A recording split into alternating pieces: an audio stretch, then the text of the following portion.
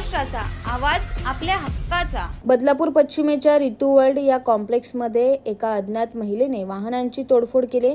पार्किंगमध्ये असलेल्या दुचाकी पाडताना ही महिला सीसीटीव्ही कॅमेऱ्यात कैद झाली। यामध्ये काही कार आणि दुचाकींची या महिलेने तोडफोड केली। दरम्यान ही महिला बाहेरून दुचाकीहून या कॉम्प्लेक्समध्ये आली आणि काही कारची तोडफोड केली। त्याचबरोबर कॉम्प्लेक्सच्या पार्किंगमध्ये उभ्या असलेल्या दुचाकी तेथे ढकलून दिल्या। या प्रकरणी बदलापूर पोलिसांनी गुन्हा दाखल केलेला नाही। महिलेचा सीसीटीव्हीच्या आधारे शोध सुरू केलाय। मात्र गाड्यांची तोडफोड करण्यामागे या महिलेचा नेमका उद्देश काय होता हे पोलीस तपासात समोर येणार आहे।